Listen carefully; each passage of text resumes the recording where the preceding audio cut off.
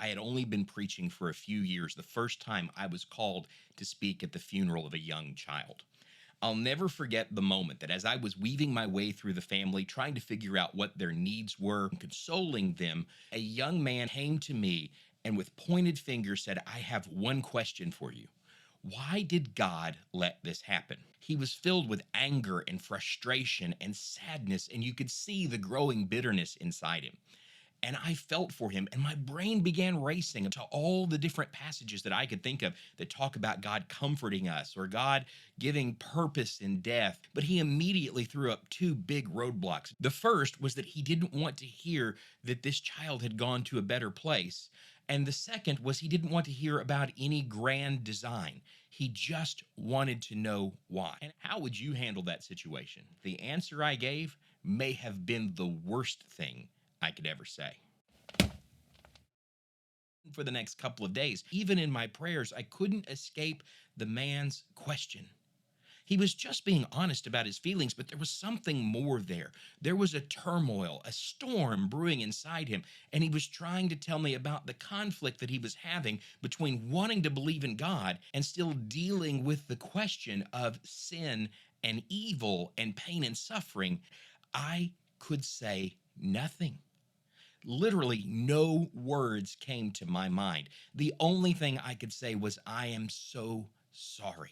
I have to tell you, this is one of the hardest questions for Christians to reconcile. For some, it can cause a complete loss of faith, and for others, it's just easier to pretend like it doesn't exist. That we go through the motion of prayer and Bible reading, and we bury the questions so far down that we never actually stop to answer them. We know the passages like 1 John 4 that tell us that God is love, that God is always good, God is always righteous. And we know that the Bible tells us that God wants to love us like his children and do good for us.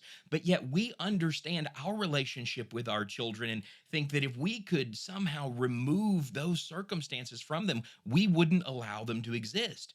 So what's going on? Well, I would suggest before we can go too deep into this, we need to talk about three big lies. The first is that God exists to take care of my problems. That we want to believe that if I have enough faith and I pray enough, that I can bring to God a problem burdened life and that I won't have any suffering. The second big lie that we believe is that God created us to live a good life, a life of enjoyment. The third lie is that we know how God will react in every circumstance. Now, we can know the end of our circumstances because Paul tells us in Romans 8 that all things are working to the good of them that love the Lord. But that doesn't mean that we know how God is going to bring it about. So the question really comes down to, what does the Bible actually say about pain and suffering? In Romans 5, Paul talks about how sin and death are linked together, and that as long as sin is in this world, pain and suffering and death are going to be active in the world. Now, this is the same Paul who the proof of his apostleship was not the ease of the life which he lived, but rather the number of times he had been stoned and beaten and scourged and shipwrecked and left hungry and naked. So much of what we need to know in terms of coming to a real conclusion exists beyond our ability to see it. Maybe that's why C.S. Lewis, as he was discussing the problem of pain, describes it as the megaphone that God uses to rouse a deaf world. But all that said, does that really help the family that I described in the introduction? Is there something in the Bible that can at least give us a foothold? The answer to that is yes. But I should warn you, it's going to create more questions than it's going to answer. Still want to know what it is? It's the book of Job. And you know how God talked about Job, that he was blameless and upright before God. This isn't just how some random person is talking about Job. This is how God thinks of him. One seemingly random day, in the span of just a few minutes, he loses everything. His livestock, his herdsmen, even his children are taken from him. Just a few days later, Job is visited with an illness so severe that his skin is covered in boils, and he's sitting in ashes, scraping himself with pottery just to find some relief from the pain of the boils. When his friends come and visit him, they don't even recognize Job. They can't even look at him.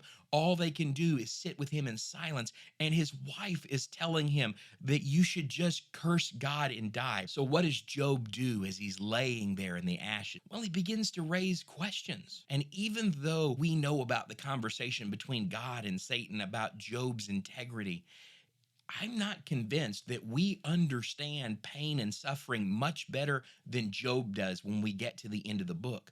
But we do get something that if we don't pay attention, we might miss it. Understanding what that is starts with asking some questions about why Job is suffering. Did Job suffer because it was good for him? Did he suffer because the devil needed to be taught a lesson? Did he suffer as an object lesson for us? Is that why Job's kids died? All he knows is the reality of his pain. He says, my sighs have become my food. He talks about his tears pouring down like streams of water. He talks about being restless all night, unable to sleep. He said he'll never know happiness again because he has no hope. And then come Job's friends. They tell Job that God is just and righteous. And the only possible explanation is that Job has sinned and he's not willing to admit it, calling him stubborn, and that it was known how wicked he was. Job doesn't have the right to question God because God is sovereign. Now, to those of us not sitting in the ashes with Job, maybe there are times in our life where those kinds of answers make a lot of sense. It's pretty comforting for me to think I will never suffer as long as I'm trying to do what's right. There are hundreds of prosperity preachers that are selling that lie to people week after week, growing richer and richer on people who believe that if they pray enough or they write enough checks, that God's going to answer all the questions that they have in their life and take away all their pain. The problem is when you go to Job, Job knows his character and he understands that no theological argument in the world could explain the death of his children. It's at this point that Job's pain and anger finally get the best of him. He lashes out against God, saying that he deserves an answer from God. God's response to Job is not to ignore him. He actually answers Job out of the middle of the storm, but it might not be the answer that Job's looking for. He asks Job, where were you when I laid the foundations of the earth? Or tell me what its measurements are. Does he have the ability to command the dawn? If he has the wisdom and the power to command and operate the entire universe? And then he asks why Job is asking questions that he cannot fathom the answer and that he doesn't even understand the question that he's asking. So why does God respond to Job this way? Is he squashing a rebellion within Job? Is he telling Job, you don't have the right to ask me these questions because who are you? I made you. Is God afraid that if he tells Job the truth that the devil will be right?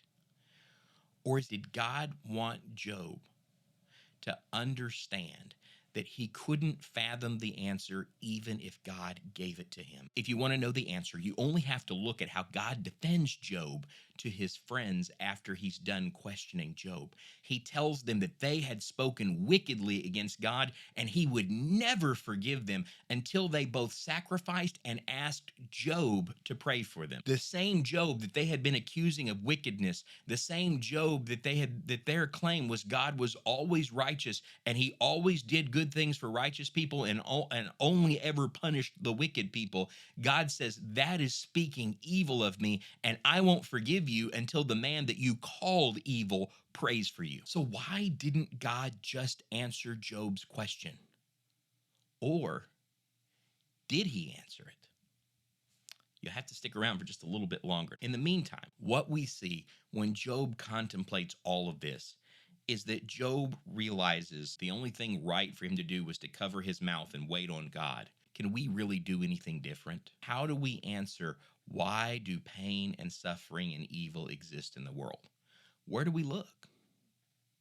Well, what if we looked at the one time that God experienced pain and evil firsthand? And maybe that will lead us to the answer of whether or not God did actually answer Job. When Jesus came in the form of a man, he was treated like a troublemaking teacher. He was put to death.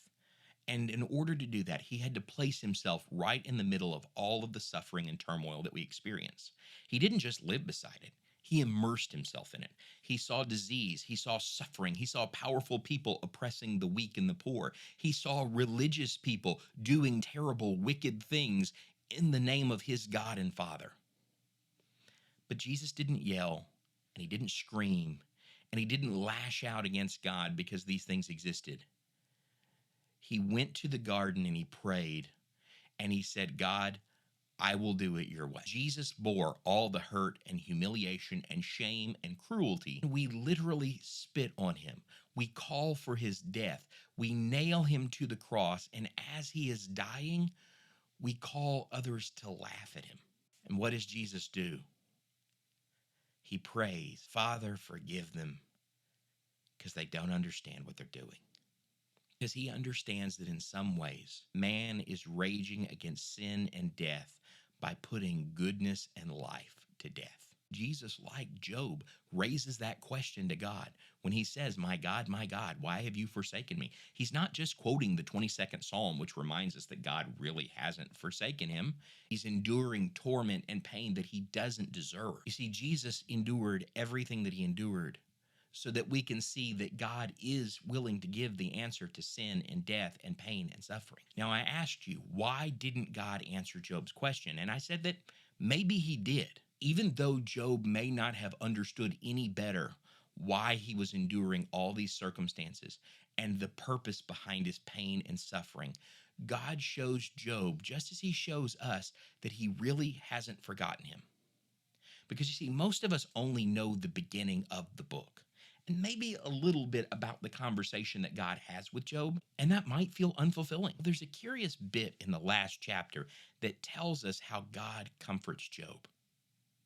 It says the Lord restored the fortunes of Job when he prayed for his friends, and that all of his brothers and sisters, they were consoling him for all the adversity that the Lord had brought on to Job. And then Job ends up having 7 sons and 3 daughters, and that Job saw 4 generations of grandchildren born to him.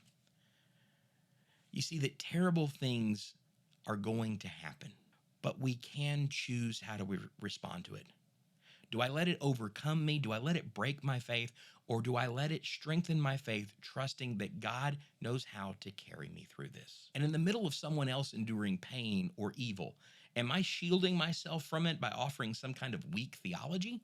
Or am I shining the light of God radiating within me toward them? So maybe this was, in the end, a little bit of a dodge. But the only answer that's ever going to make sense to us is whether or not we're going to stop and look at all that Jesus has given to us so that we can comprehend what God is doing in the middle of our suffering. And that's why things like prayer are so important. But for many people, prayer is a struggle. And if your prayer life is falling short in the middle of your suffering, you're not alone. And you need to watch this video right over here to help you establish a deeper connection to God. Well, until I see you again, have a good day and God bless.